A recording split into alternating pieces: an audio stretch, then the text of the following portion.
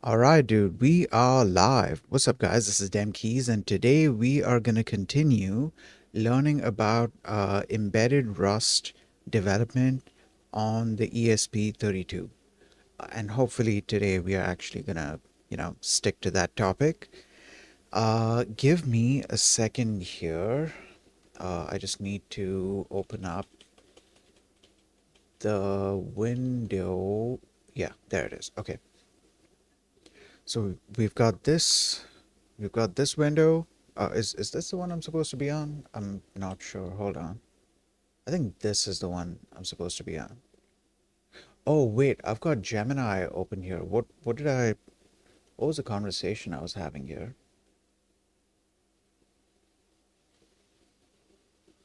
Also, it doesn't seem to be updating over here. Which window is this? This is a different window. Yeah, I'm not looking at the temp rust learning thing. Actually, I don't need to be looking at that. I just realized that. Okay. Oh, yes. Okay, I just remembered. I'm supposed to be here. Yeah. So, yeah, I've been doing research on that whole project structure thing, trying to understand it. And yeah, it's been pretty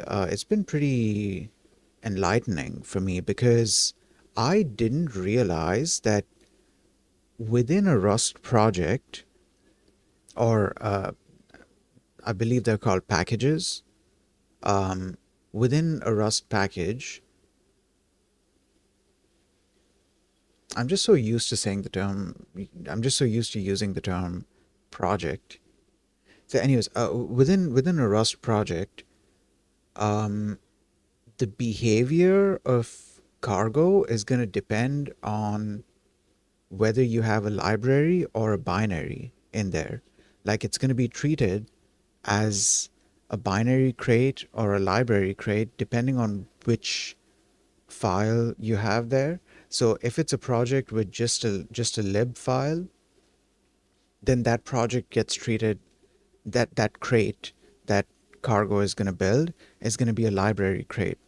But if there happens to be a binary project, um, that is either with main.rs or a bin folder, and inside the bin folder there's other crates, then it's going to try and build a binary crate, and it's going to treat that library as a sort of shared library amongst all of those binary crates. And that shared library is useful for having well, shared functionality amongst all of those binary crates that are within this same package. So the way that the hierarchy works is you have packages, and within packages you have crates. Um, yeah, yeah. In fact, I think the hierarchy is workspace, package, crate. And a package can have at most one library crate and any number of binary crates in it, or it can just have, any number of binary crates. So this was interesting to learn about because I used to think that if you so like to initialize a cargo library project, you would do cargo init and then lib, or cargo new and then lib. And generally, if you're just doing cargo new or just cargo init, by default it's going to create a binary crate for you. It's not going to create a library crate. What I didn't realize is that basically, like whether it's a library crate or a binary crate, all that is dictated by the files that are present within that directory. Um, using cargo using cargo init lib, or mainly using this lib flag, it doesn't really change anything in the cargo toml file. And that's kind of what I was thinking initially. I was like, okay, um, it's creating And I think this confusion might have been caused because of me thinking about it in terms of projects rather than packages. I don't know, maybe. I'm not sure. But I was under the assumption that if you create a library project like this, then it differs from creating a binary project like this. And so I was like, I I didn't know. Basically, I didn't know that you know it doesn't really differ. So in this case, give me a second. So in this case, I have a bunch of binary crates that are within this bin directory, and I have a library here, and then I have another binary crate, which is within this root directory. Something I haven't looked into is if in this kind of a structure, can the library be exported as it is? Because in the case of something like, oh, another thing I've been looking into is how to create these libraries because I've never worked with library projects before. So um, that was another thing that I was doing, which is this. I created a library project, and within that, there's just this one library crate, and the way to go about using this library in your own packages in your own other Rust projects or in, let me say, in other binary projects, is to basically add it through cargo add. So what you would do is you would do cargo add, and usually it would be pulling it from crates.io if you have it registered there. You can also pull it from Git or GitHub. Well, Git, you can provide a Git URL to pull it from, but you can also provide a path if you have the thing being developed locally. So in this case, I have it being developed locally. So all I had to do is I've already added it here, which is why if I open Cargo Terminal, I believe it should be in Cargo Terminal. Yeah, there it is. Some Rust Proj 02, and there's the path mentioned there. If it was from Git, then the Git then this field wouldn't be called path, it would be called Git, and then there would be a Git link to it. And if it was directly from crates.io, then there wouldn't be path or Git because it's being pulled from crates. So to add something like this, all you would need to do is this cargo add path, and then you specify the path. And in my case, it was this path. So it added the thing, and I'm trying my best to stick to, or well, I'm trying my best to use cargo add in as many situations as possible, or use cargo in as many situations as possible when it comes to situations where I have to edit the cargo toml file. This is a very good example of one such situation, which is adding dependencies. Adding it through code, it is kind of error prone, and you kind of need to know the various fields and stuff. There are simpler ways of adding packages as well, but like I was like, okay, is there a simpler CLI method to do it? And yeah, cargo add is that CLI method, basically this. Then what else? What else? I've been doing a bunch of research on, so I have a project that I'm planning on working on, which is a sort of auto clipper. It's essentially a bunch of it's a system that's going to be using a bunch of models to determine which sections of my VOD are clippable, are worth clipping. And then it's going to give me those timestamps. And then I'll just use something like FFmpeg to slice up the VOD into, or pull out those specific chunks, from the VOD, and right there I'll have my clips ready.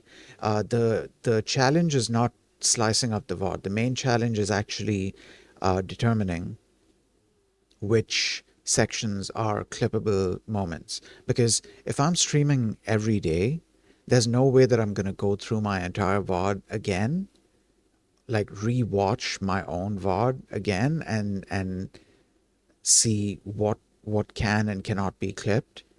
Um, and like I'm streaming almost every day. I'm trying my best to stream every day. Um, Once in a while, I might miss a couple of days, right? But for the most part, I'm trying to stream every day. And when I'm having a daily stream of like anywhere between 1.5 to 2.5 hours, I can't sit through, I can't like rewatch those entire VODs again. It's just gonna waste a lot of time. So instead, um, I want to try and use AI models to determine which sections are clippable. And I have some ideas. Huge shout out to Gemini, by the way, for giving me ideas for. Wait, just a second.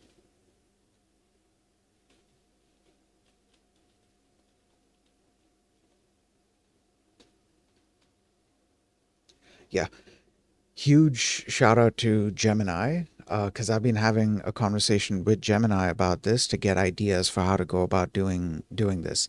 And Gemini explained it pretty well. Um, Hold on. Let me open up my stream.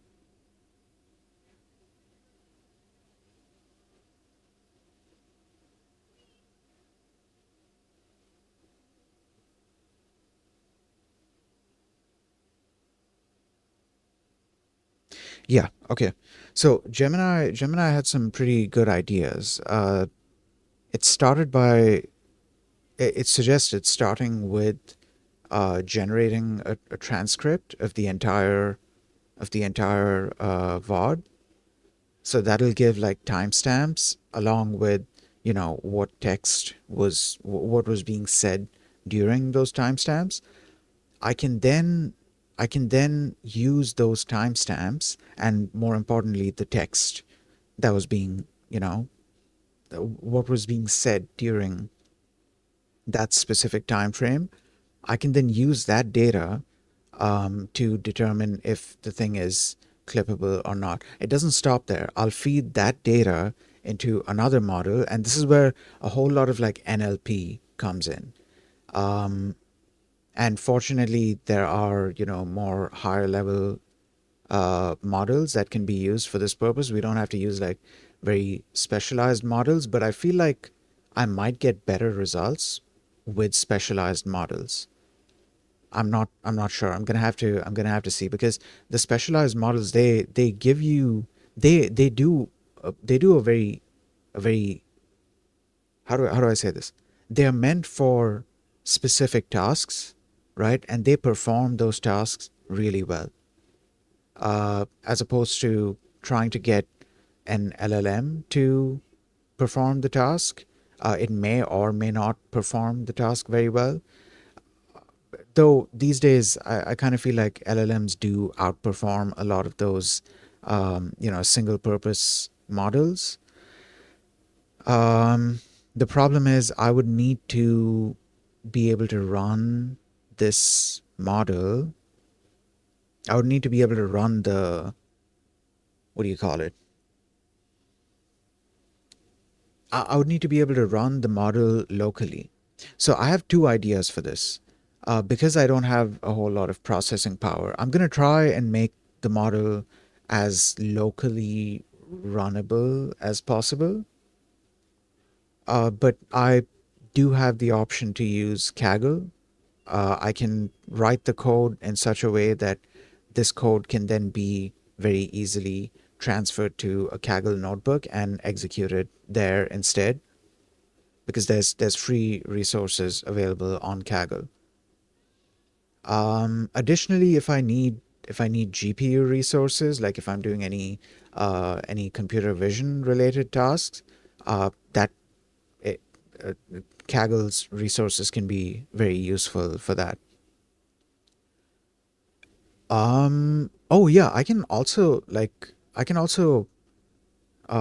release this. I did actually plan on releasing it, um, because just like me, there might be other people who might need this kind of a thing. So, I mean, I'll put it out there for anyone who is interested in using this kind of a system to generate clips. What I'm what I'm guessing is going to happen, or what I'm assuming is going to happen, is that I'm going to end up with a lot of clips, and then I'll have to sift through a bunch of them in order to find the ones that are worth posting. Also, I didn't explain very well um, what the entire like workflow is going to be, but just to give you guys an idea of what Gemini was suggesting. Give me a second here. I have Frogmouth open. Because dude, Gemini gave like a bunch of very good ideas. It was like step by step. So like first you generate the transcript, then you run this transcript through certain types of models. Additionally, you can run the audio itself through certain types of models, and you can get very interesting results from that as well. Also, if you have a vision language model, you can probably run your video through a certain model and get information about, hey, this interesting thing is happening here, that interesting thing is happening there, and then in the end you can kind of like um, see if there's an overlap between um, this is my idea. This specific idea is my idea, the overlap thing. Like for example, imagine you pass the transcript through through a model, right? The transcript is in text form. Then imagine you pass the audio through a model that's in audio form, of course, and then you pass the video through another model which is in video form. Now, imagine you get like a bunch of different timestamps that are supposedly interesting areas that could be looked at, that could be clipped. What you could do is you could find which time ranges, which time slices seem to have an overlap. Like which time slices seem to be um, occurring in all three, in text form, in video form, and in audio form. Like in all three of those models, which specific time slices seem to be getting picked up by all three models, all three types of inputs, or all three types of outputs, let's say. And that's one way that you can determine that, oh, okay, there might be something interesting to look at here. There's a lot of like there's a lot of very interesting um, mechanisms. There's a lot of interesting systems that you can build, a lot of interesting techniques that you can build to kind of determine, hey, is this a clippable moment or not? Because it's not going to be completely the AI, it's not going to be completely the model that's deciding that, hey, this thing should be clipped. I'm also going to be using a certain amount of math in order to sort of give weight to certain things, and then whichever thing has the most weight, that's the most clippable thing.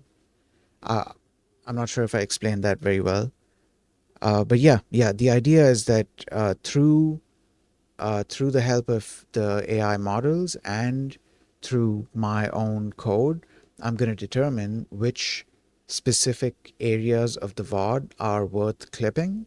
And once I've determined those timestamps, it's just a matter of feeding that into FFmpeg or FFmpeg.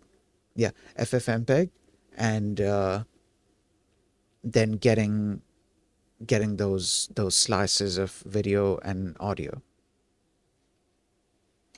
If I'm able to pull this off, then I should have a pretty decent system that does clipping for me. Um, and I'm hoping that I get some interesting clips out of that. But either way, this should be an interesting system to build. And who knows? Maybe other people might find this system helpful as well. I want to try and make it as local friendly as possible, as in as locally runnable as possible. Because I don't want it to be a kind of thing where you absolutely need to have a beefy machine and a beefy GPU to run this thing. In fact, where possible, I want to try and avoid having to use the GPU. Um, but let me see how to go about that. So my idea with this was to see we were supposed to do the fucking ESP32 thing, and we are 20 minutes into the stream, and I'm talking about this.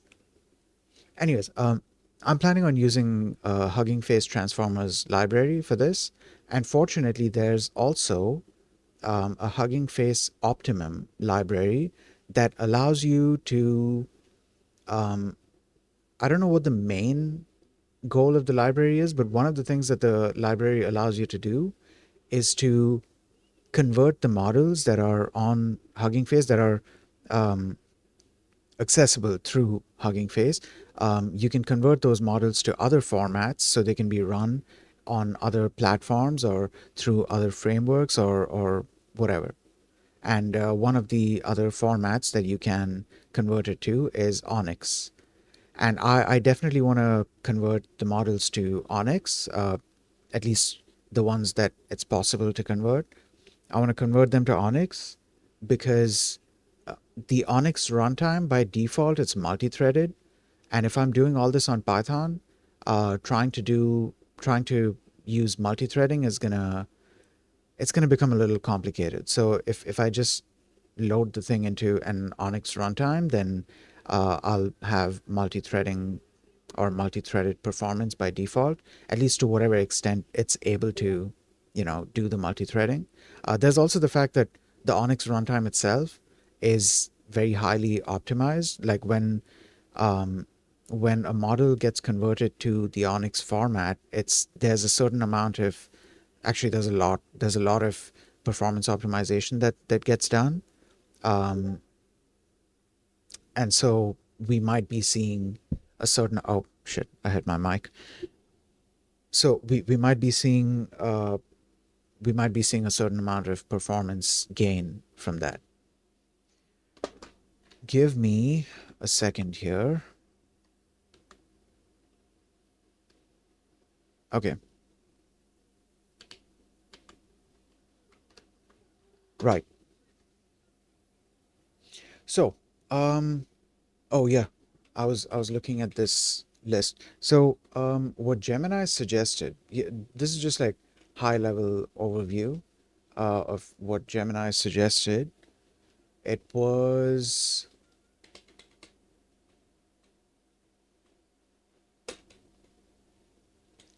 so the first thing was to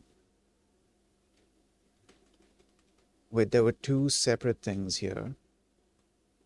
Actually, okay. Gemini. I kind of made Gemini tell me the thing again later on. Um, and the second time it was like in a different sort of format. But in the first iteration, it said you would use speech to text models to generate your transcript. Once you have the transcript, you can then pass it through NLP models in order to get timestamps that seem kind of interesting. You could then also analyze the audio to get specific sections that seem interesting.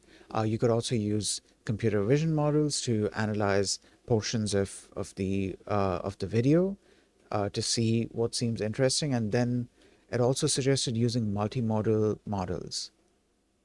Multimodal models are models that can take multiple types of input, so text, audio, or video, and they can also give out different types of output, text, audio, or video. This isn't always the case. It's not necessary that a model is always going to take in all three and always be able to give out all three. Sometimes it's, maybe only one or two of those, or maybe only one of those, or something like that. But like usually if it's multimodal, then you have like um, multiple types of inputs or multiple types of outputs that can be given from the model. But yeah, okay. There's a bunch of research that I have to do surrounding this. I was also doing research on Hugging Face Optimum. Um, Let me see if I can read out just like one or two lines about Optimum. And hold up. Okay, that's Python. We are not opening that. What is Hugging Face Optimum? So Hugging Face Optimum is an open source library and an extension of Hugging Face Transformers that provides a unified API of performance optimization tools to achieve maximum efficiency to train and run models on accelerated hardware, including toolkits for optimized performance on GraphCore IPU and Habana Gaudi. Uh, I don't know what those two are, but yeah, Optimum can be used for converting quantization, graph optimization, accelerated training, and inference with support for transformers pipelines. Below you can see, okay, there was a diagram that was showing what the workflow would look like. So yeah, I'm gonna be getting back into. Actually, I wonder if starting the LLM course would introduce me to. Well, I mean, to be fair, I've already had an introduction to Hugging Face Transformers. Um, and this was before the LLM course was even a thing. I remember I was looking into Transformers before the LLM course was even a thing. It was just like learning Transformers. And now they kind of focus their attention towards this because looking into this kind of introduces you, as in looking into the LLM course, introduces you to the multiple libraries that they have in the Hugging Face ecosystem, like transformers, datasets, tokenizers, and accelerate. So I'm wondering if, because I'm going to be using a lot of NLP in this, so I'm wondering if I could benefit from just starting the LLM course right now. Well, not right now, not like, today, but um at some point, like very, very soon. I don't even know if I'll be doing it on stream because there's already a bunch of stuff that I'm doing on stream. Um Hold on just a second. I'm just looking at this thing online right now on another machine.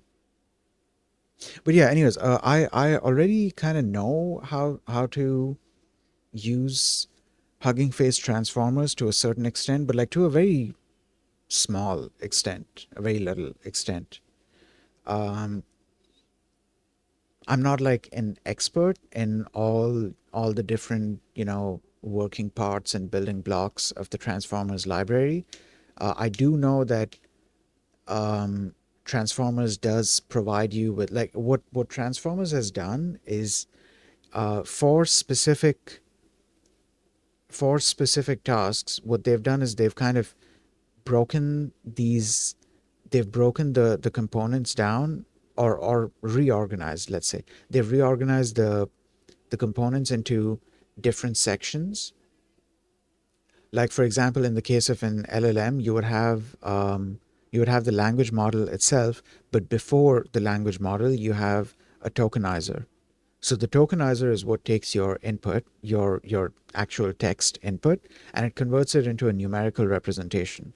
That numerical representation, the tokens, are what you feed into the language model, which then gives out it then gives out the text. Or in some cases, I think even the model gives out tokens, which you then have to feed into something else to get text. But usually the models just give out the text. But the point is, you have two components there, right? And in Hugging Face transformers, um, each of these components will be under like different namespaces. So you'll have auto tokenizer for so and so task, and then auto something, auto, I don't know, casual LM or something like that. Auto model, I think, for casual LM, something like that. They have their own sort of way of organizing all of this. So I just kind of need to learn that and um, understand that. Give me a second here.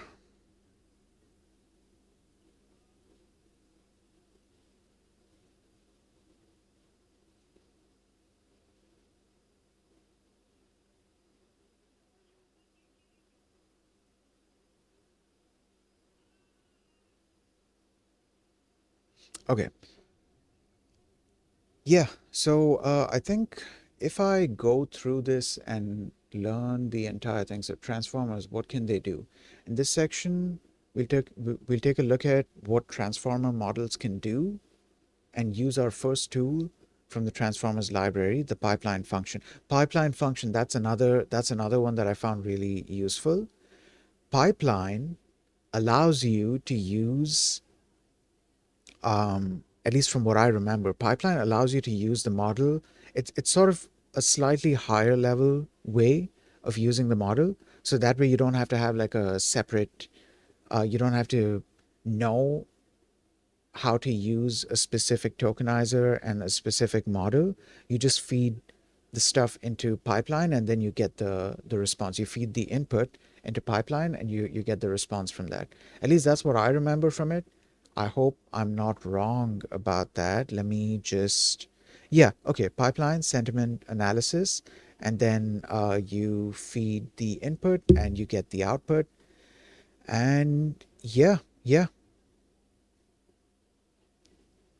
Okay, so this should be fun. This should be interesting. We're going to be re-exploring the Transformers, the Hugging Face Transformers library, and we're going to be basically learning all about large language models through it. Now, um, I don't think it's a good idea for me to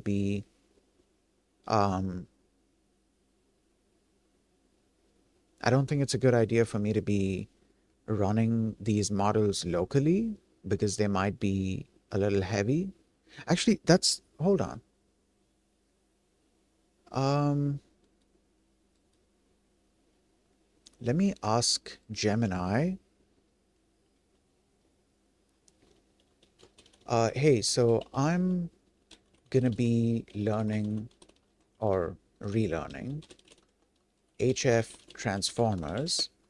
Um, I want to try and use it locally, meaning the models that I'm running for practice purposes will be run locally. Um, what I'm concerned about is how heavy will some of the basic models being mentioned in the tutorial be for my uh, very for my I mean I don't know if I should call it a low end. Let's say for my low end system, stuff like BERT.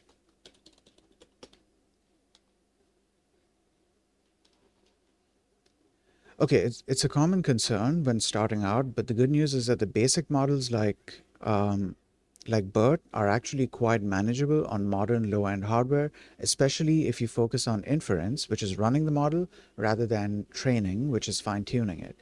That makes sense? Yeah, that makes sense. BERT, base resource requirements. The standard BERT base uncased model has about 110 million. That's small. Okay. 110 million parameters. Disk space is 420 MB to 500 MB. RAM is 1.2 to 1.5 GB for inference, but for training it's 4 to 8 GB. No, you know what, dude? I think I'm gonna run this on Kaggle instead. Yeah, I think what I'm gonna do is I'll build. How do I do this, dude?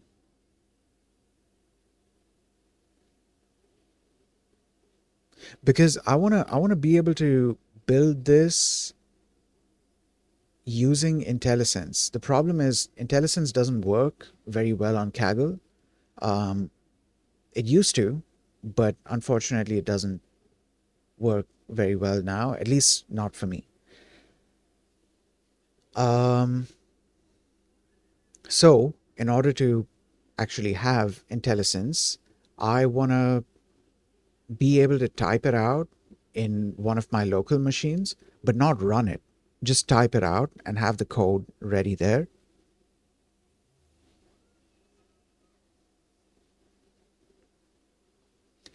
I then want to either retype that code into a Kaggle notebook because I'm going to have the Kaggle notebook open as well.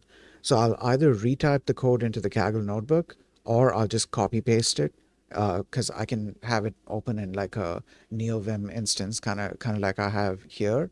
I can just do this. The good thing is something that I noticed is that I believe this is something Tmux related because when I when I do something like this, wait, it's not happening now. What was that in?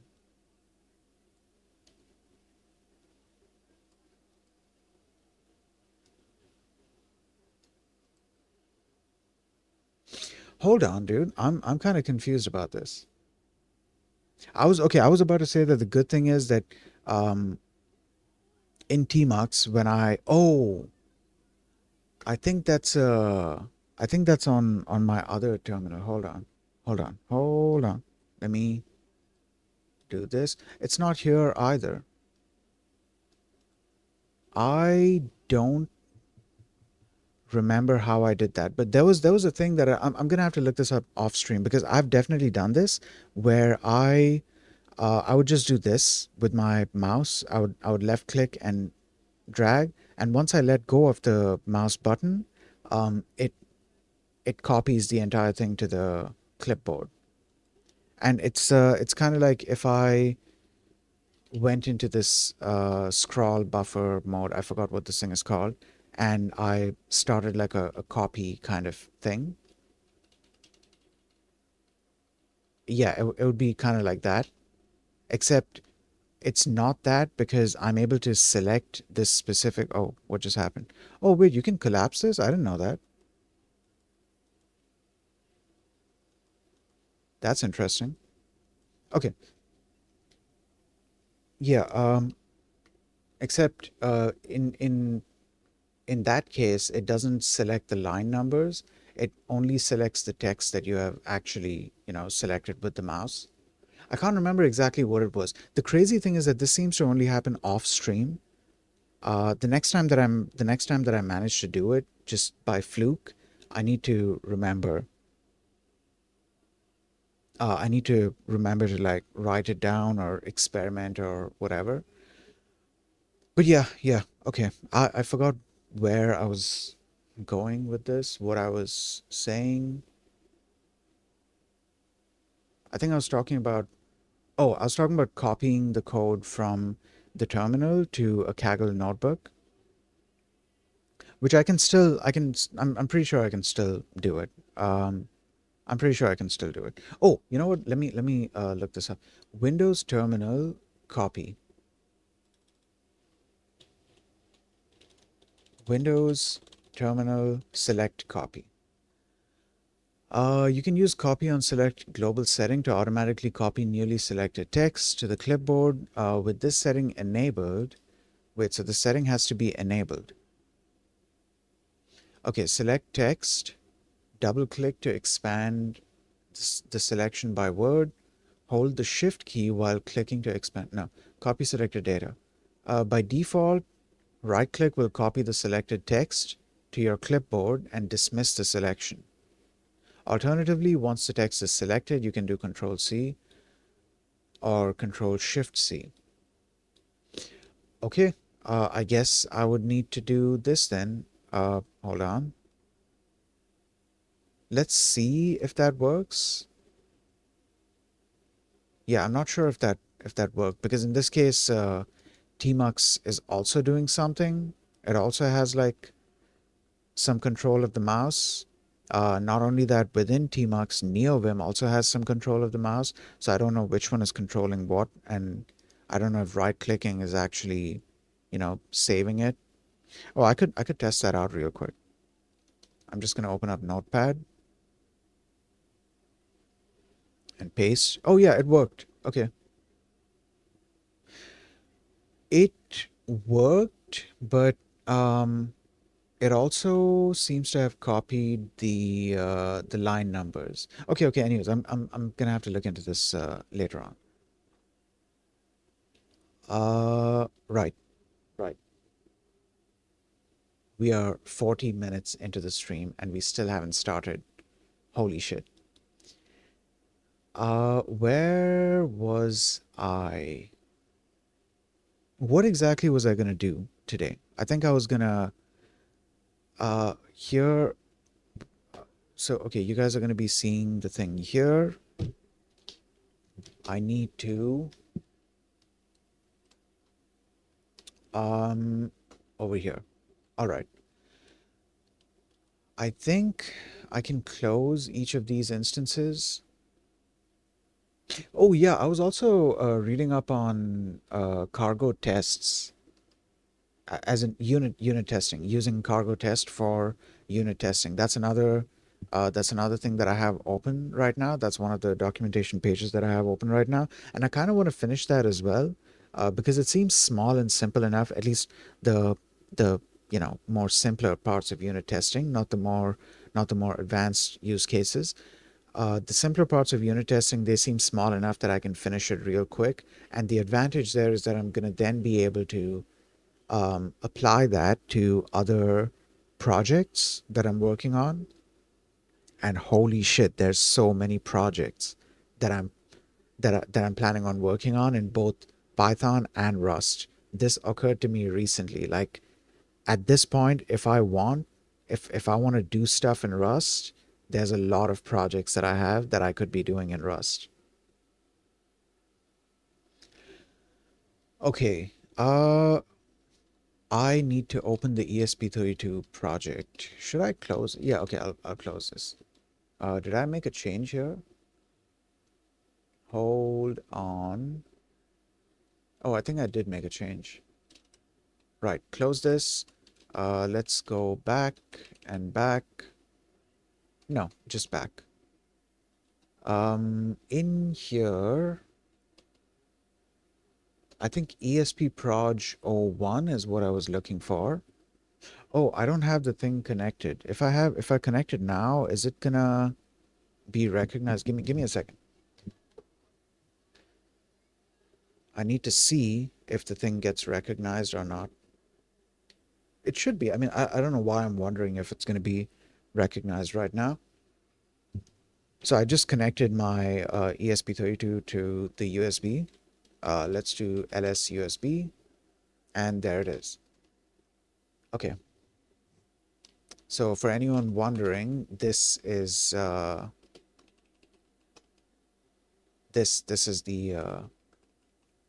ESP32. Right. So here I'm wondering if I should recreate that project. Yeah. Let's, oh, there was another thing that I was curious about. Does ESP generate, hold on, ESP generate, does it have a hyphen?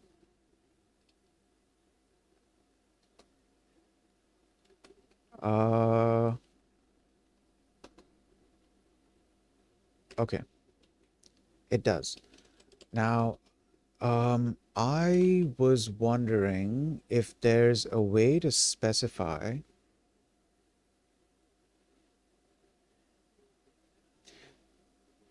directory in which to generate the, oh, that's how you specify it. Okay, that's okay. So I was wondering if there's like an init thing that you have to mention. We can just go into ESP proj and then uh delete everything. Okay, so now here we can do ESP generate uh o dot. Okay, this will be called ESP proj 01.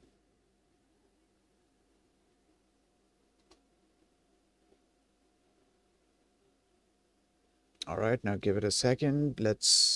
There you go. So we're not gonna play around with any of the other things. There are certain specific things that I need to do. There's the NeoVim integration. And then this, I'm still confused about why this is an option. Because like, what if I didn't use this? That's what I'm wondering. Like, what if I didn't use this? Then what exactly would be um actually I've created the project without this. Like I generally I should be using this tool chain because that's the tool chain that I installed. But like I'm curious about what if I don't use this? You know what? Okay, let's save this. Let the project be generated. We'll open up the project. Um, I think the project is done. You're joking, dude.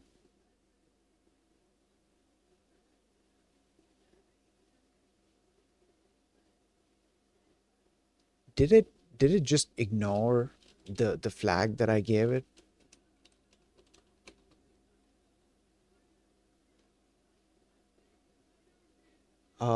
Directory in which to generate the project. So the project is still the directory. Yeah. Okay. I might just be deleting it later on anyways, so it doesn't make a difference. So we're gonna open this up. We're gonna close this, and then here, ESP, and let's open up the thing first. So now I know that I don't need to look into lib. Lib is just for functionality that I might want to add later on. For now, this is what I need to be looking into. I need to study the code here and then see what the example code for, Hello World and Blinky and all of that looks like and try and apply it here. Um, Hold on just a second.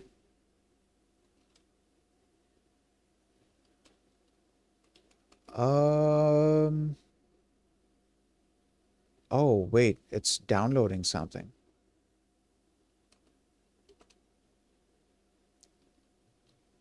Also, is there? I think there is. I think there is. So I just need to edit that. Um, e dot cargo config. So in here, I want to set up jobs. No, what was the setting? Where exactly am I supposed to put that? I forgot. Let me Google that. Cargo config jobs. Okay, configuration. In here, build. It's supposed to be under build. Jobs is the field that is. Oh wait, there is a build section already. I wonder what happens if you specify two build sections. Anyways, is it jobs? Jobs. Jobs equals two, so it's only using up two of my cores, not more. Otherwise, well, the system is going to start to heat up. And while this is taking place, let's also do cargo build. Oh shit. Okay, it's blocking. I think because it's doing stuff here.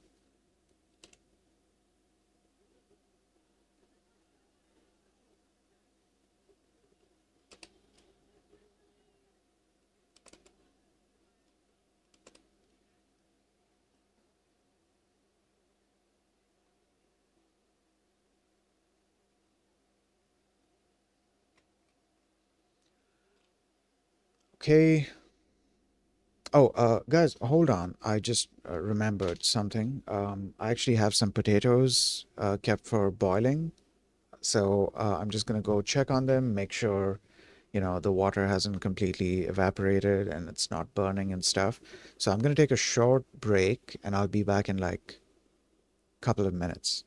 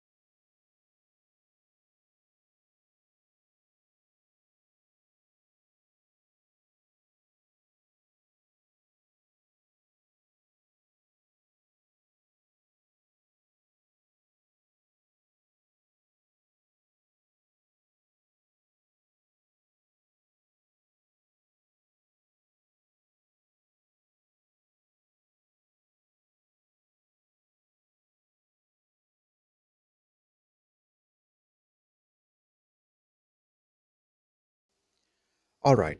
So let's see. Um, all right, the entire building thing is done. Let's try running this. Actually, I don't know what the thing is supposed to do.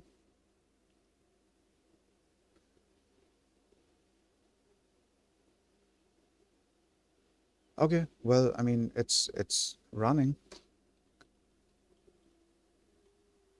Yep, great. And it also, I'm assuming wait, how do I find out which tool chain is being used? Because see, this is what confused me in the wait, okay, hold on. It mentions I believe there's a Rust toolchain file. I think in that it's meant there you go. Okay. Yeah. Okay. Okay. It says this does not match, but it still seems to be working though, which is interesting. There was one more thing. Oh, config.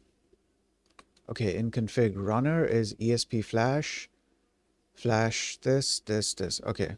I think this is what's though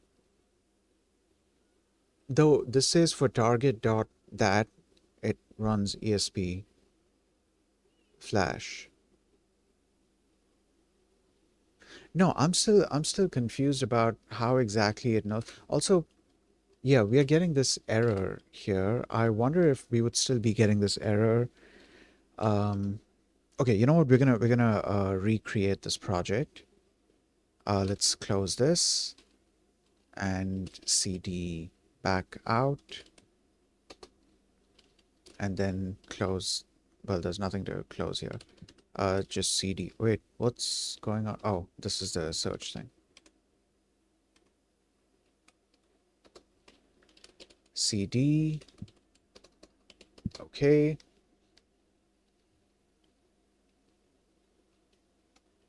Uh, yeah. Let's.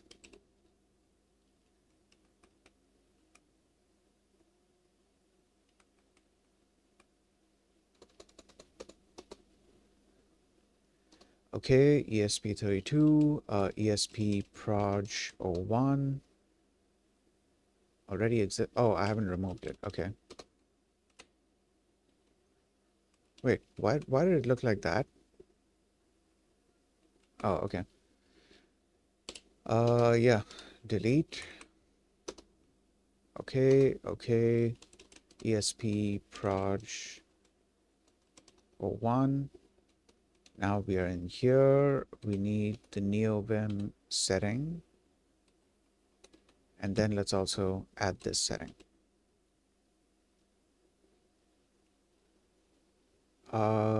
Just a second. Rust, ESP flash, probrs, ESP config. Okay, all right. So it's not really mentioning what all it's actually. Okay, can I make this verbose? Is there a way to make this verbose?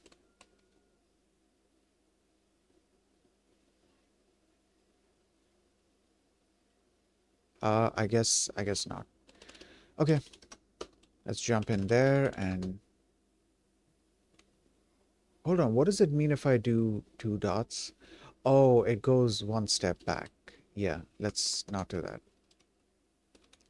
Okay, now in here, I'm still getting this error. We can ignore that for now. Uh, let's not open up the file just yet. Let's do cargo build. Actually, I don't think doing cargo build is going to speed up the other thing because the other thing has to do with the Rust analyzer, and that does its own thing, and this is doing its own thing. I don't think either of these kind of um, overlap. That being said, now that this is building, I think that's going to get blocked if I try to. Well, I mean, it's compiling, so will it still be blocked? Let's try opening main.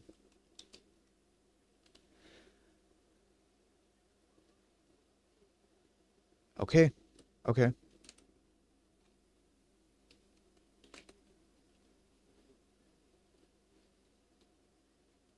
Yeah, I'm confused about how it knows which Rust tool chain to use. So right now, if I do cargo run, oh, it's waiting for this to finish. In the meantime, while this is going on, we can probably take a look at other stuff. Let's take a look at cargo toml. Let's take a look at um, cargo config. So far, this is all I'm seeing here. It mentions target, but this target has been installed. This target, this target has been installed for a specific Rust tool chain, not for the stable one. Okay, this is running.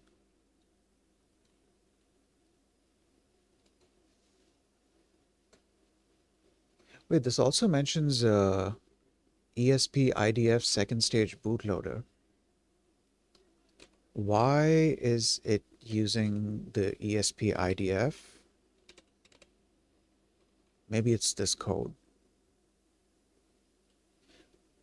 Actually, no, it mentions no STD here. So I'm confused about why it's using ESP IDF. Okay, I can feed this entire thing into Gemini later on, and I can then figure out what the reason is. But for now, I'm still trying to understand why this is using. Oh, um,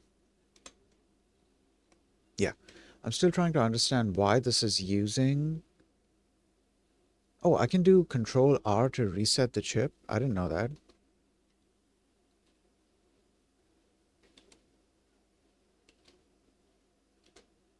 Okay, I guess I would see a difference if I had like a specific blinking LED kind of thing going on. Uh, okay, let's exit this, rerun it.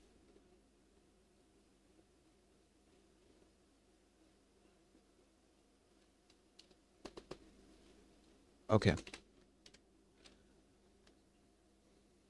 all right. Now,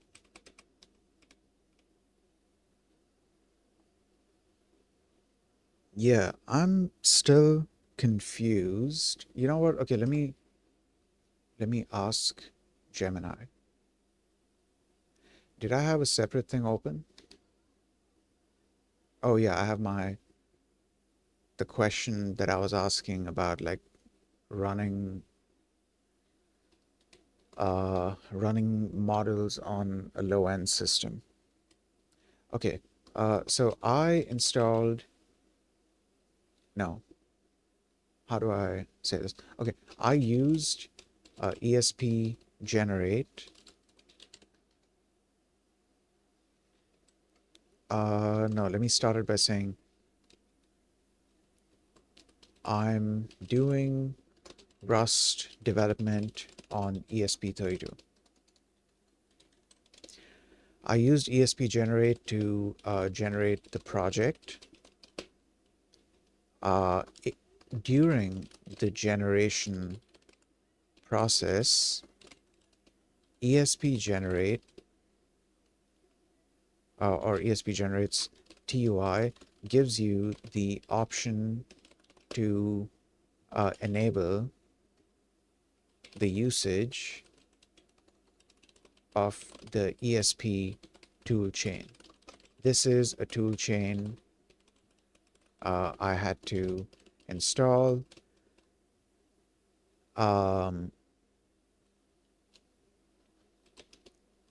to be able to develop for Extensa.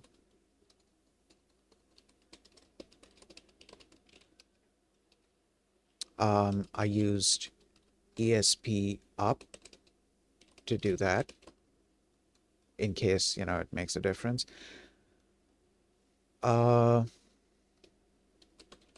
What's confusing to me is that regardless whether I check the use ESP toolchain option or not, the project is still created just fine and even runs just fine. Not only that, it is also using ESP flash as it is supposed to. I'm confused about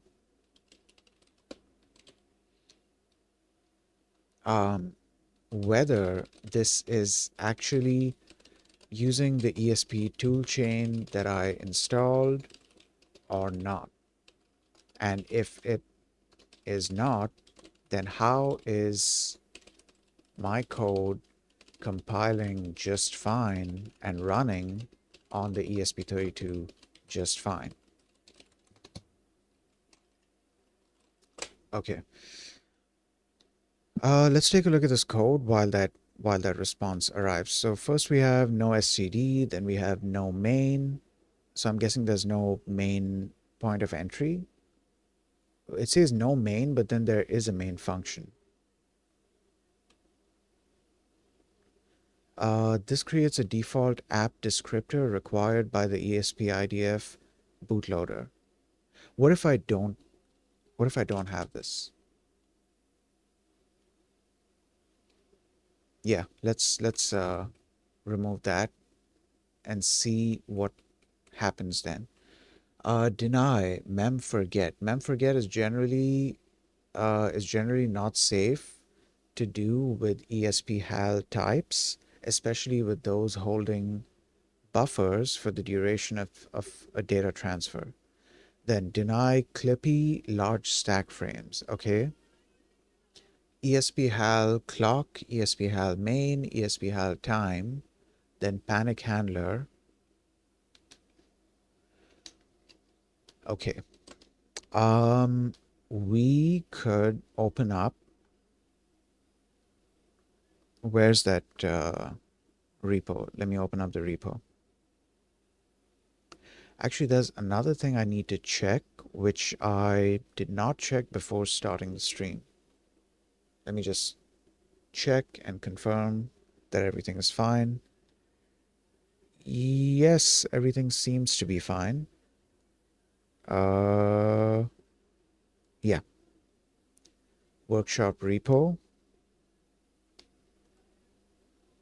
Okay. All right. Let me open this up, and in the meantime, let me also read out what Gemini said. So it is completely understandable why this feels like magic or a mistake. The short answer is that Rust support for ESP32 has evolved into two different paths, and ESP generator is likely defaulting you to the one that doesn't actually require the custom extensor toolchain. Okay. The two paths, expressive Rust versus upstream Rust. The ESP32 family uses two different CPU architectures, Extensa and RISC-V. The Extensa toolchain, which is ESP-up, originally the official Rust compiler, Rust-C, did not support the Extensa architecture. To solve this, Expressive maintained a fork of the Rust compiler that adds Extensa support. This is what you install via ESP-up. When you check use ESP toolchain, the project is configured to use this specific fork. The new build STD approach. Recently, a major shift occurred. You can now use the standard upstream Rust compiler to build for Extensa by using a feature called build STD. When you do this, Cargo downloads the source code for the Rust standard library and compiles it on the fly for the ESP32. Even if you don't use even if you don't use the Espressif toolchain, ESP Generate configures your project to use this upstream method. Why your code works either way. The reason both options just work is that ESP Generate is smart enough to swap the configuration under the hood. Um, okay.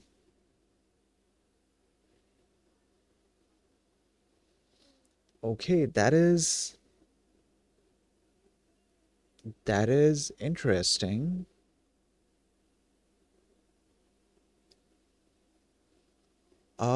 Okay, what about ESP Flash? The tool ESP Flash is independent of the compiler. Think of it this way: the compiler so and so, so and so, so and so. ESP Flash does not care which version of Rust created the binary, as long. Oh, okay, that makes sense. ESP Flash is words. ESP Flash is a separate thing. All it's doing is flashing the binary onto the chip. As long as the binary is formatted correctly for the ESP32 chip, it'll flash it and run it. How to verify which one is running? If you want to be 100% sure what's happening, look at the cargo uh, config.toml file. Okay. If you see build target equals extensor, it is likely using the Espressif toolchain. If you see lines involving uh, -z build std, it is using upstream. It is using the upstream toolchain and compiling the core libraries from scratch. Okay, let me just confirm because I'm pretty sure it's.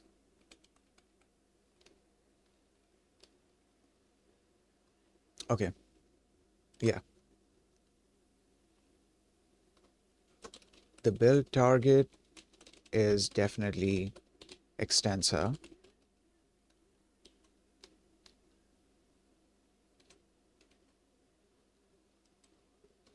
But I also noticed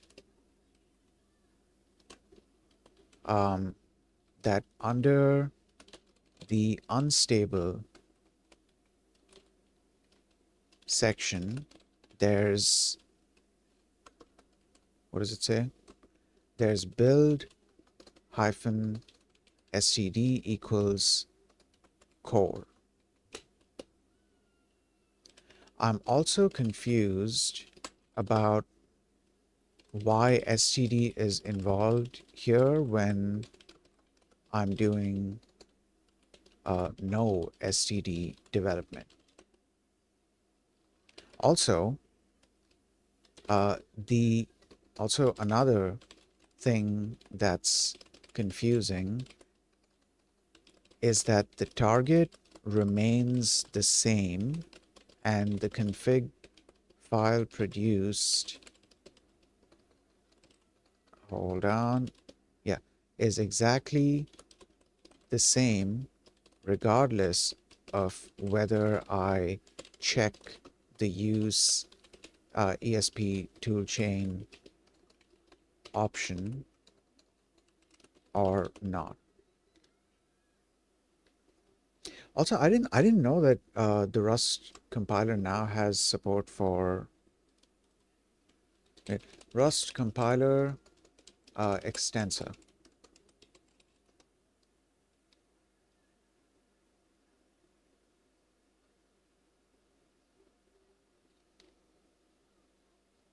Support for the extensor architecture has been, oh, that's interesting.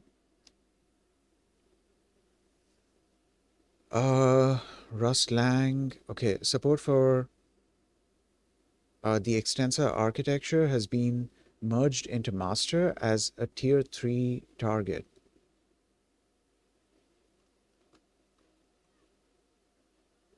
Oh, that's cool. Okay, this enables using Rust on ESP32, ESP32S2, and ESP32S3 chips.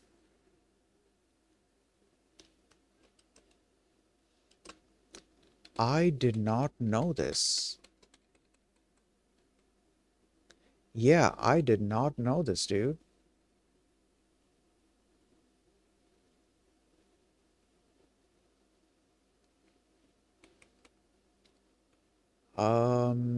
Hold on.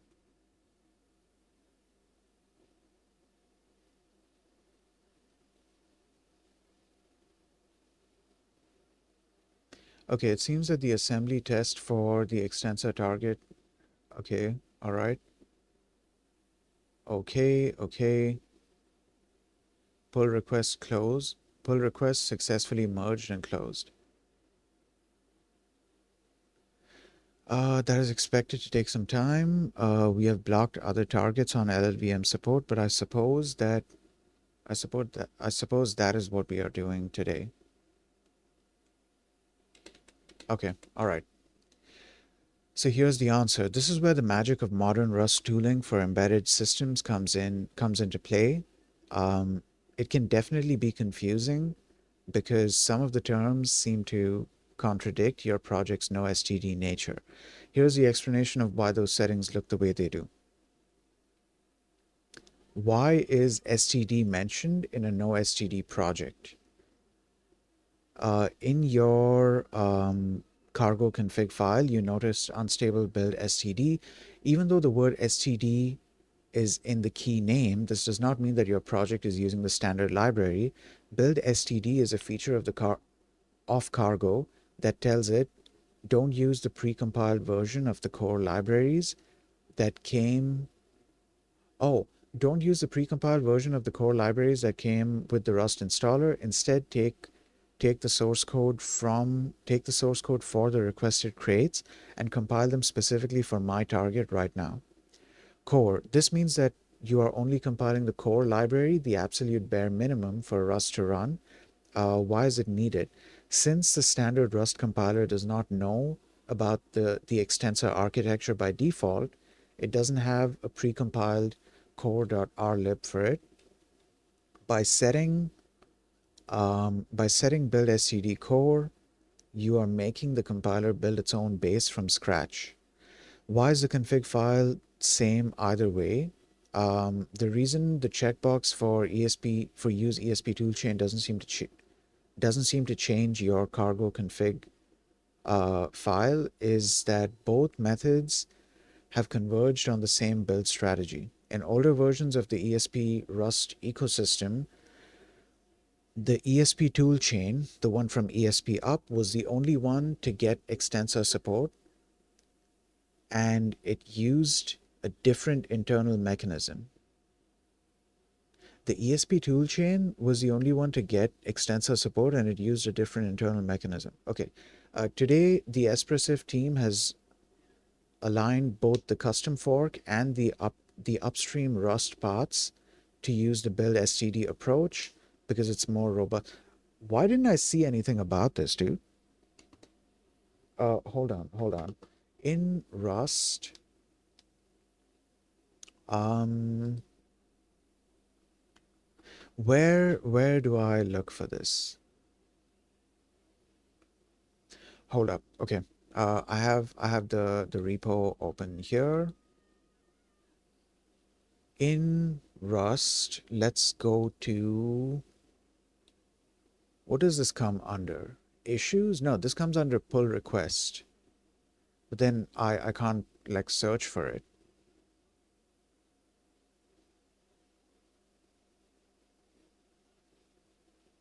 Um, Hold on. Okay, wait. Let's continue reading what is being said here. The primary difference now is not the configuration, but which Rust C executable is actually running. Checked ESP toolchain. Cargo uses the ESP toolchain. Okay.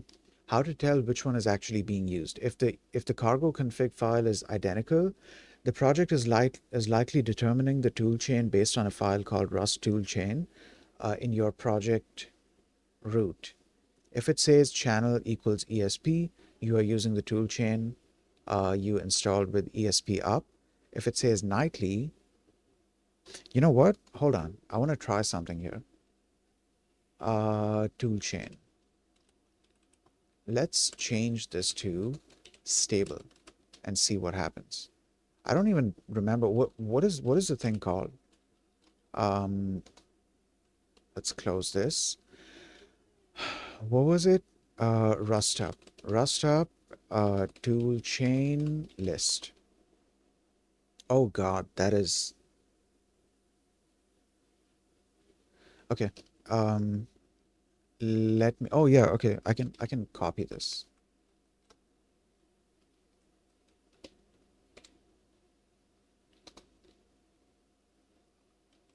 I don't know if this is gonna paste properly, so give me a second.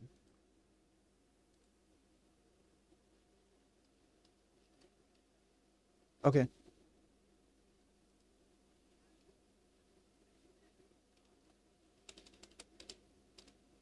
All right. Okay. So what I'm doing here is kind of risky, for the sake of just having this there. Let's have that. And let's try cargo run.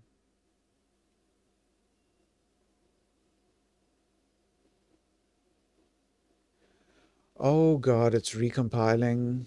Yeah, can't find crate core. Okay. The extensor so-and-so target may not be installed. It is not installed for this. Okay, okay.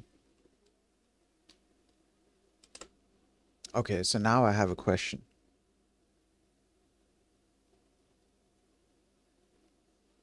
All right, why does it work even if you don't use the ESP toolchain? If you choose no, but it still compiles extensor, it's because the upstream Rust Nightly has recently gained enough support to handle extensor compilation when combined with build STD. However, using the ESP toolchain is still generally recommended.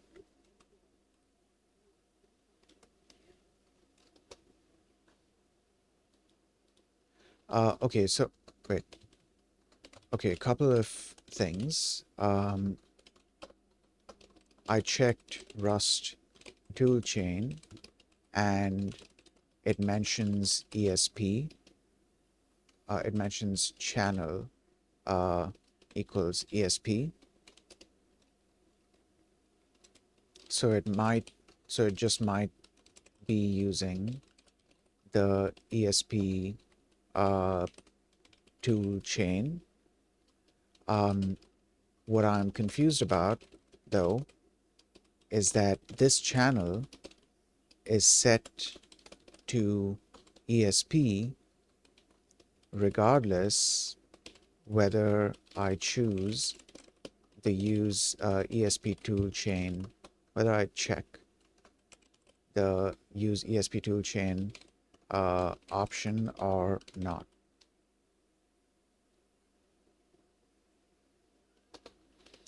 Uh, Another thing I noticed is that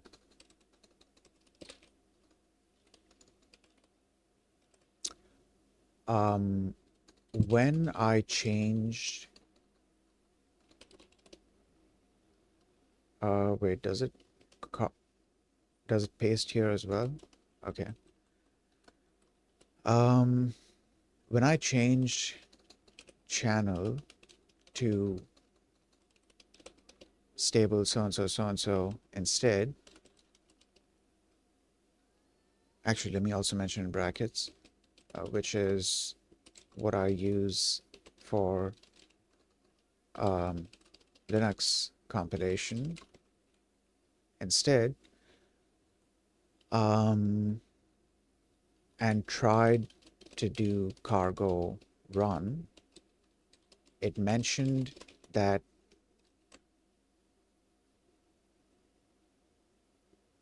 oh, let me copy this entire error. Man, it's a good thing I'm on Tmux, so I'm able to copy it like this. To be fair, even if I was on even if I wasn't on Tmux, uh, but I was still using the Kitty terminal, I would still be able to copy this. I would just have to open this up in a separate NeoVim instance. I would have to open this entire buffer in a separate NeoVim instance.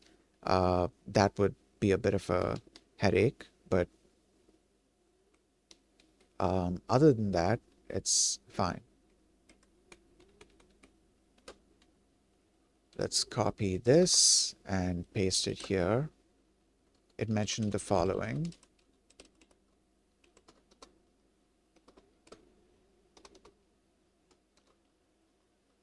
Does this mean that no, does this mean that the extensor target was installed specifically for the Rust C that was part of the ESP toolchain? And then the final question,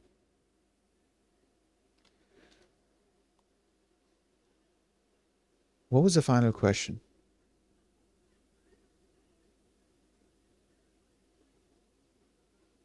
What was the final question? I can't remember what the final question was.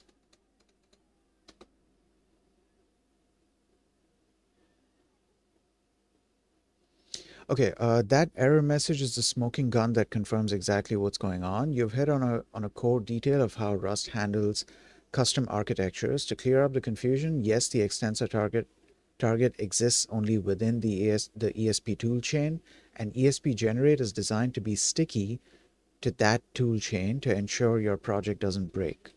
Why channel equals ESP is everywhere. You notice that Rust toolchain stays set to ESP regardless of your choice in the TUI. This is because ESP generate assumes that if you are building uh, for an extensor chip like the base ESP32, you must use the Espressif fork.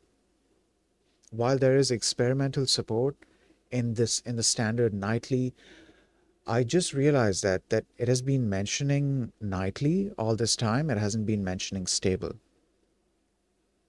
And I don't use the nightly version of Rust. Actually, I've used the nightly version of Rust for like um, select few situations.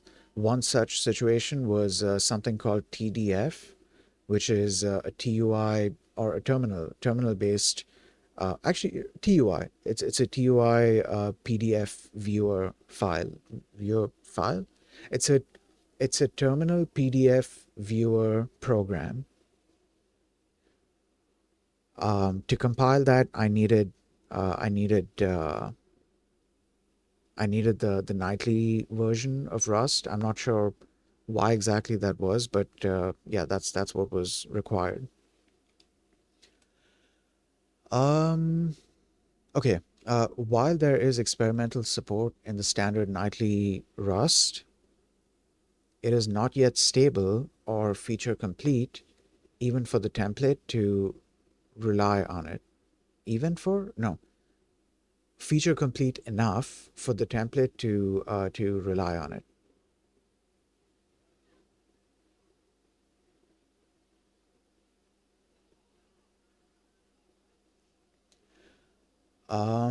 Okay, the use ESP toolchain option in the TUI is actually a bit of a legacy toggle. In many versions of the generator, it doesn't change the configuration file. It simply acts as a prompt to remind you to install it via ESP up if you haven't already. Is that true, or is Gemini just making that up? I need to look into that. I need to look into if that's actually legacy.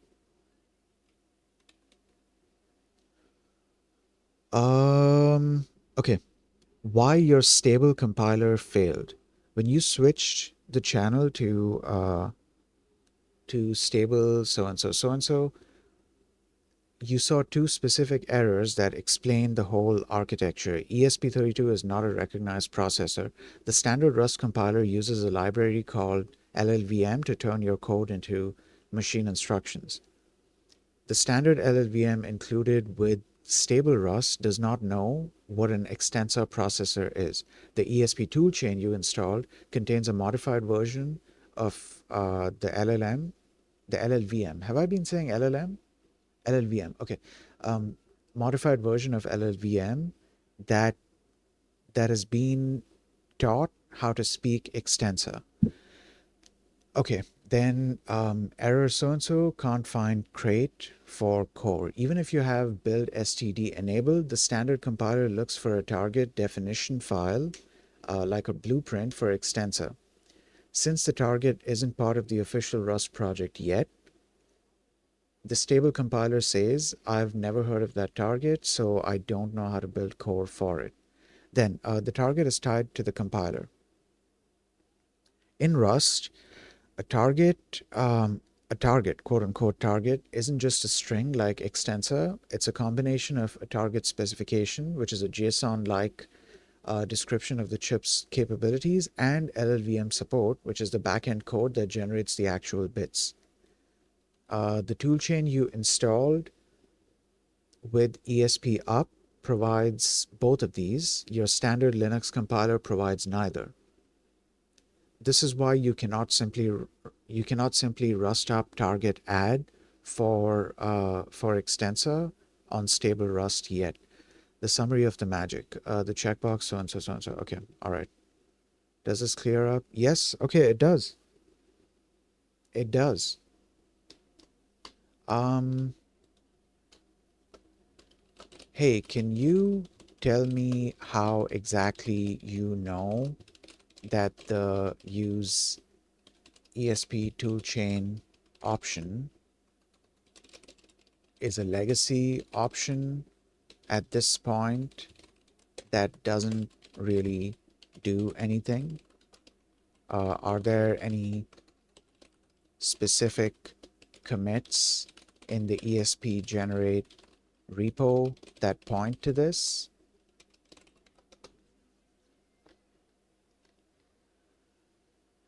Okay, to be intellectually honest, calling it legacy is a slight simplification of the code's behavior, but you've correctly identified. You called it, hold on. You called it legacy, dude. Okay, anyways. Is a slight simplification of the code's behavior, but you've correctly identified that it doesn't change your so-and-so. The reason I say it's effectively a no-op for your current extensor project is due to a specific architectural decision made in the ESP-RS ecosystem and reflected in the ESP generate source code roughly between 2023, late 2023 and early 2024. Okay, the commit logic, uniformity over customization. If you look at the template directory in the ESP generate GitHub repo, do I have that repo open? I have a repo open. Okay, I have this repo open. I need to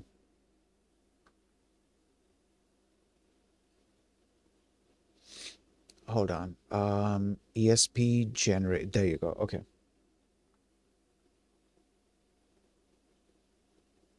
If you look at the template directory, you'll notice that the logic for generating the Rust toolchain and cargo sensor is heavily opinionated. Around the release of ESP HAL version 0.15 and the consolidation of the templates, PRs like number 41. Okay, give it a second to load, and then I can. The maintainers move towards a unified build strategy. I love that it's actually pointing me towards stuff. Okay, cool, cool. So the result for extensor chips, the template is hard-coded to always use channel ESP. The TUI option exists primarily for the RISC-V chips, where you actually can choose between the standard toolchain and the espressif one. So is does that mean RISC-V is supported in the stable toolchain? Okay, why the TUI still I mean the TUI might still be showing it for like uniformity. The use so and so option is a global flag. However, when the template engine actually renders your files, it checks chip architecture. If architecture is extensor, it ignores the flag. Really? Back up. Hold on. In source.main, we can check this out. Also, it mentioned PR14. Let's take a look at, was it PR14 or 41? 41, PR41.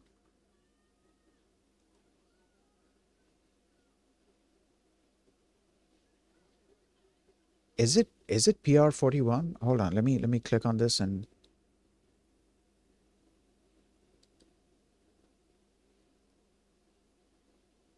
yeah, ESP generate pull request 41.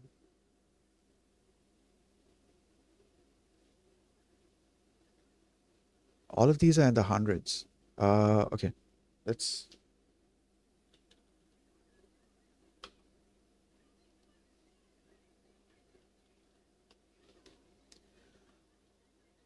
Uh, okay, this is 41. So let's take a look at this.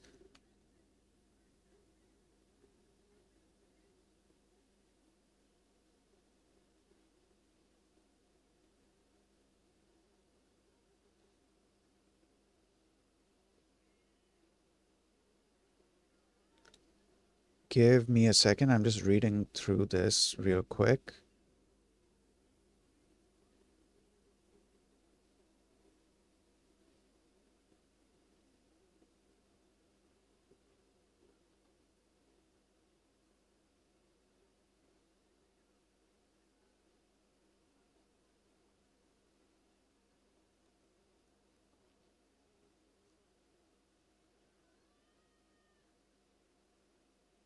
I don't think it's mentioning the thing anywhere here. Let's take a look at the commits.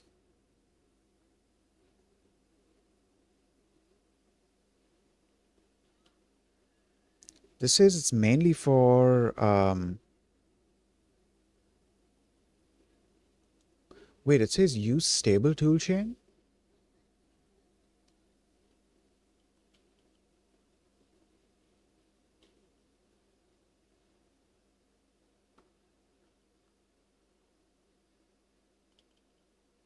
Hold on, I'm confused what this is exactly for. Which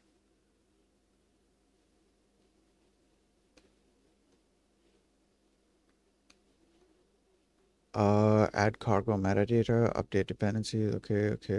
Yeah, no, I'm not seeing any indication that this is for. Let's take a look at the main.rs thing. Should be under source.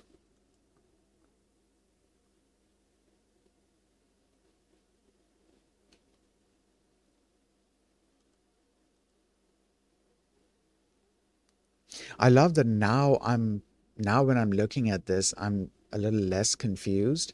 Now when I'm seeing main and lib, I'm a little less confused because I kind of understand what's going on here. Okay, so this is our main. In this, am I able to search? Yes, I am. Um,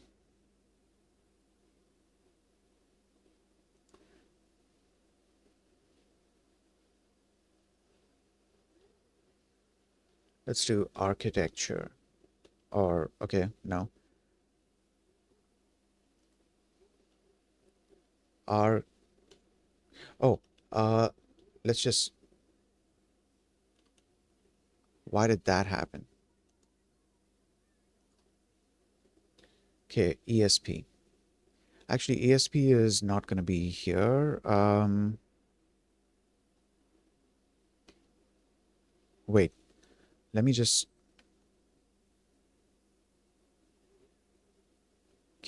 Okay.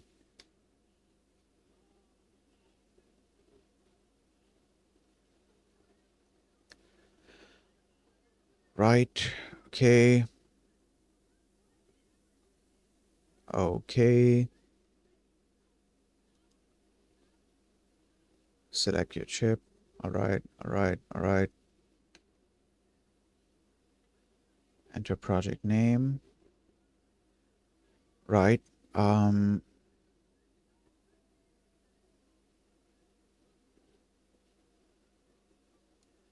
if arg's chip is none and arg's name is none, then okay, run the interactive TUI only if chip or name is missing. Run the interactive TUI only if okay.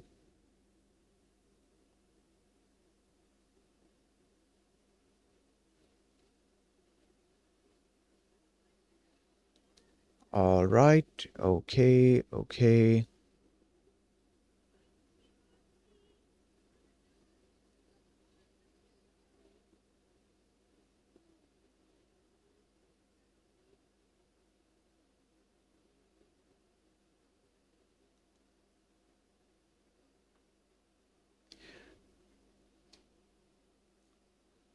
Initial selected chip. Okay, initial selection for TUI slash headless, including toolchain if provided.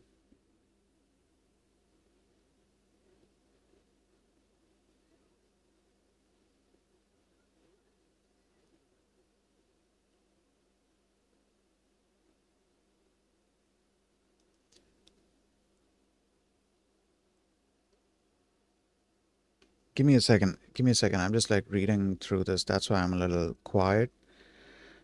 Um, I could have used GitHub Copilot if I was logged in right now, but I'm not logged in, so I'm gonna have to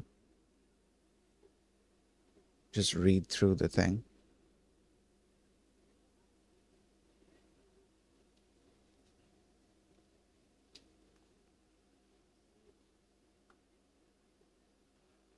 Okay. Selected. Okay, if toolchain so and so, toolchain selected.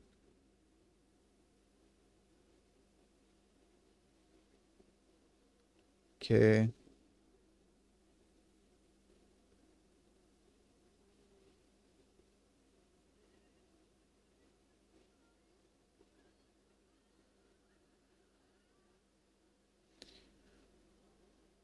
Um,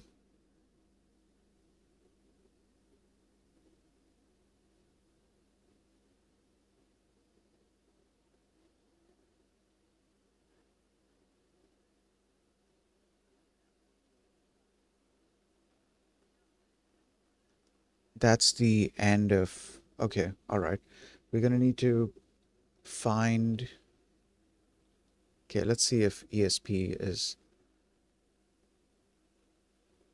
generate template. Okay, okay, okay, okay.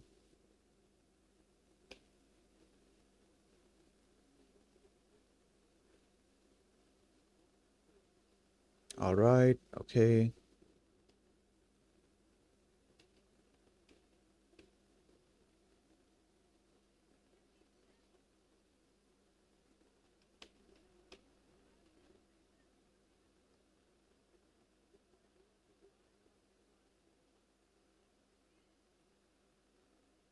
All right. I'm not I'm not seeing it here.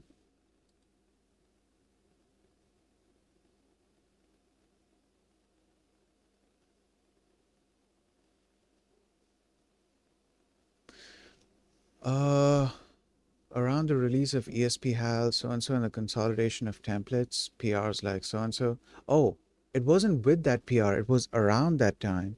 The maintainers moved towards unified so and so. Okay, in the source main of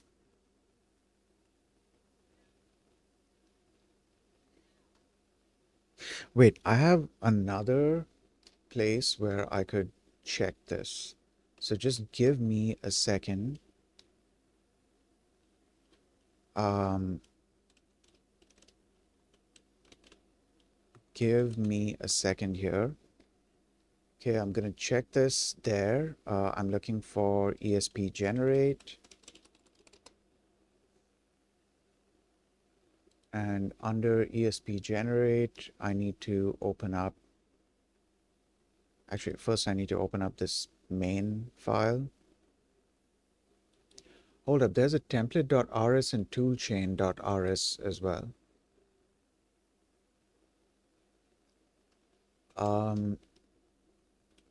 This is a struct, another struct, enum, emper,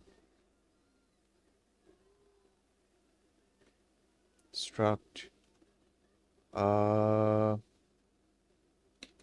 Okay, under toolchain,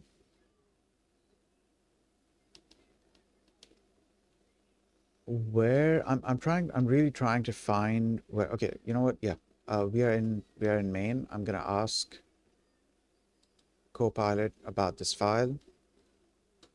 Can you analyze this file and tell me where it mentions that the tool chain to be used is going to be set to ESP regardless of whether the option is checked or not.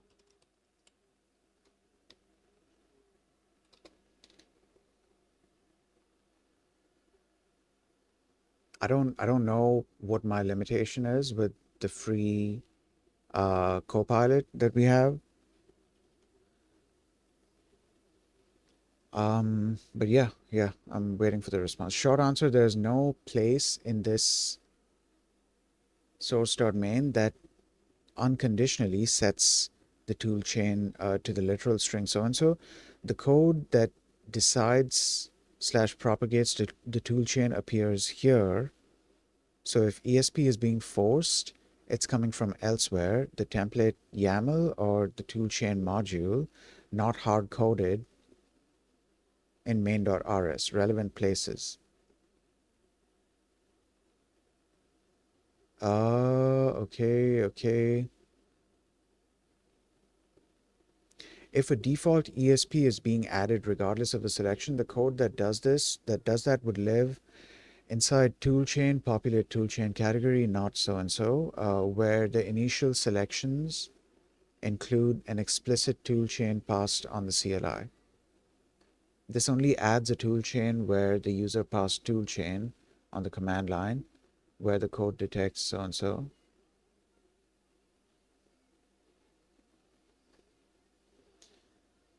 So main.rs only sets the Rust toolchain variable when a toolchain option was actually selected. Where a flag is added to the selection of a toolchain,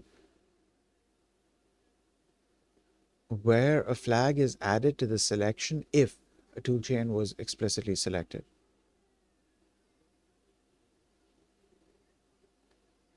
Search the repo for occurrences of Rust underscore toolchain. Okay, so we are under toolchain.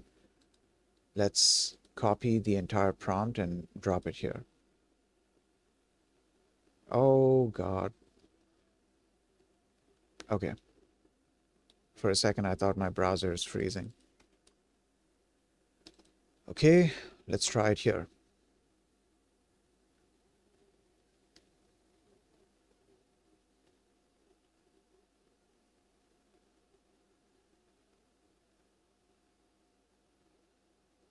Okay, the short answer is this file does not set the toolchain to ESP unconditionally. It mentions ESP only in the comments and error messages as an example of some. So there's no code that forces the toolchain to ESP regardless of the option state.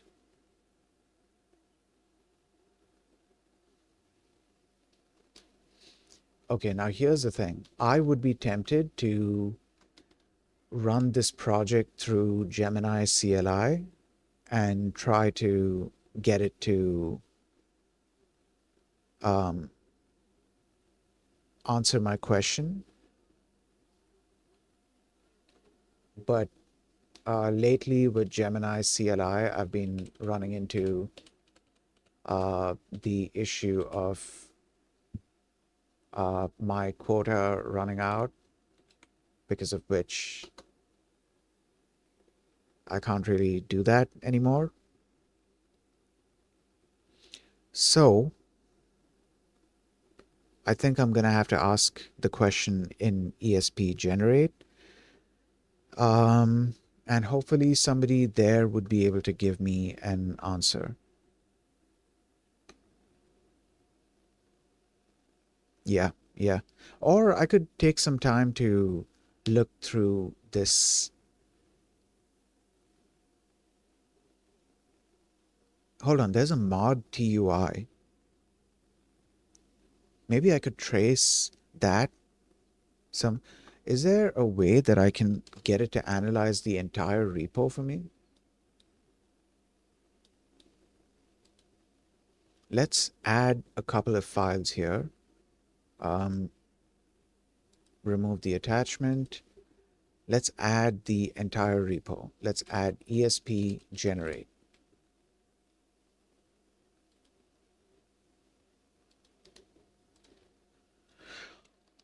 Okay, so this is a tool that can be used to generate generate a Rust project for ESP32 development. No, wait. The tool provides you with a TUI to enable or disable various options. Something that I noticed is that there is also an option under, uh, hold on, what was the option? I need to,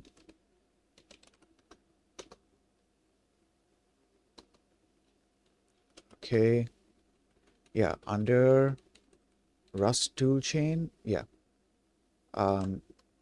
under Rust toolchain called use ESP toolchain.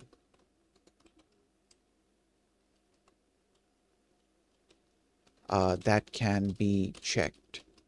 It is unchecked by default. What confuses me is that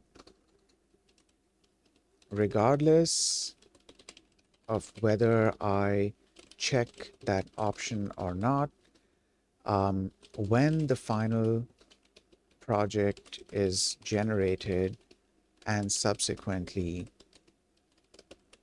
compiled, uh, it uses the ESP toolchain. Yeah, it uses the ESP toolchain anyways. Can you analyze this repo and tell me exactly where uh, the logic for this is being mentioned? I hope I don't run out of my whatever my quota is here. I don't know what the quota is. Hold on, let me check. GitHub Copilot quota.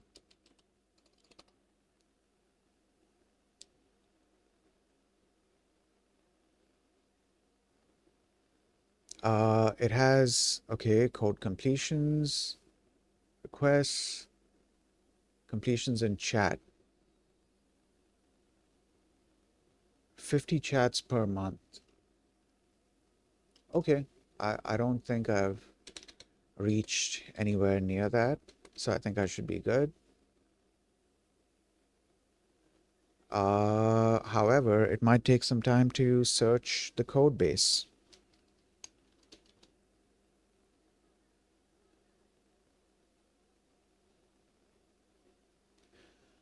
Oh, okay. A quick summary why your so-and-so is the template that is written into the generated project, that's template slash rust toolchain.toml, contains a branch that unconditionally emits the ESP toolchain when The selected chip is an extensor device. Oh, well, that's what Gemini told me.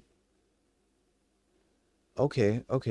That makes the generated project's Rust toolchain specify ESP for all extensor chips, regardless of whether the user explicitly picked an ESP toolchain. Now, hold on. Let's go take a look at. Give me a second. Give me a second.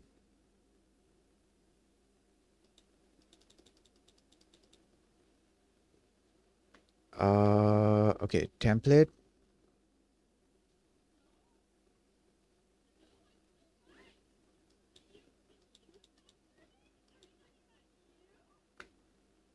Um, give me give me a second.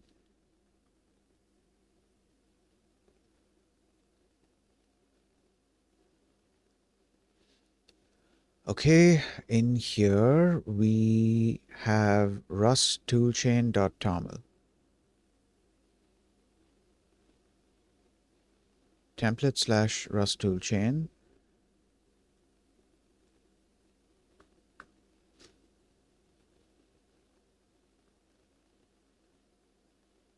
Oh, this is interesting.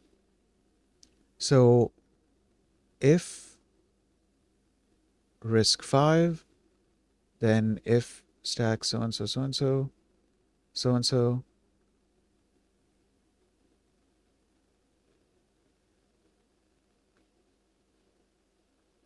channel equals stable. All right. Um, else if option extensor, then replace ESP Rust toolchain. Channel equal. Okay, I need to learn how to read this. I'm not sure exactly what all this logic is, but like what I'm getting here through these sort of if statements, because I've seen this kind of stuff in like C sharp, where you do conditional compilation, and you have these kinds of statements for that. So okay, yeah, I guess this kind of answers that question. This is why it's setting it to ESP regardless. All right, now give me a second. Give me just a second here.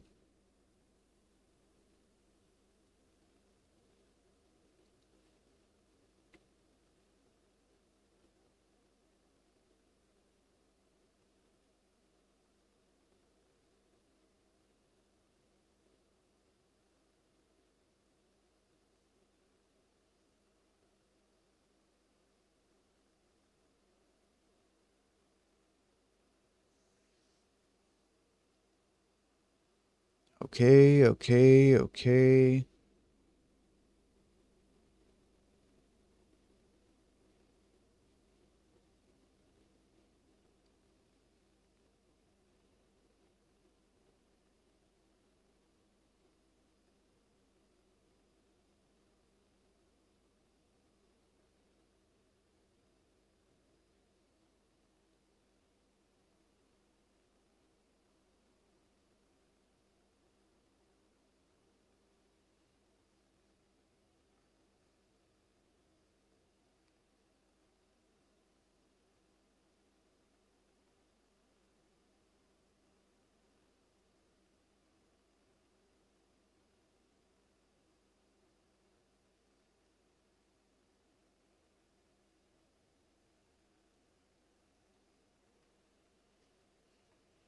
Okay, there's someone here I don't know. Okay, never mind.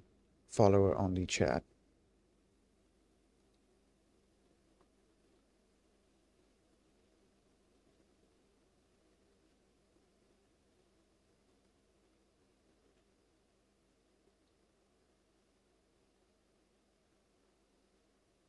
Uh, okay, there's someone here. I think we should be able to. I don't know what they're doing. It looks interesting. I'm seeing something on screen right now. There's like fluid animations kind of going on. Their name is, oh, this is a name. Shark. I'm not able to read any of the other. Shark Aopteryx. That's a name. That is a name. Um, I hope they don't have any settings that prevent raids from, one person streams. Okay, cool. We're good. So that's going to be it for today's stream. Um, I have a bunch of stuff here that I need to be spending my time on. I need to continue with the ESP32 stuff. I need to continue with my auto clipper project thing that I have in mind. There's a bunch that I have to do. So, yeah, that's gonna be it for today's stream. I hope you guys have a nice day, and I'll see you all next time. Peace.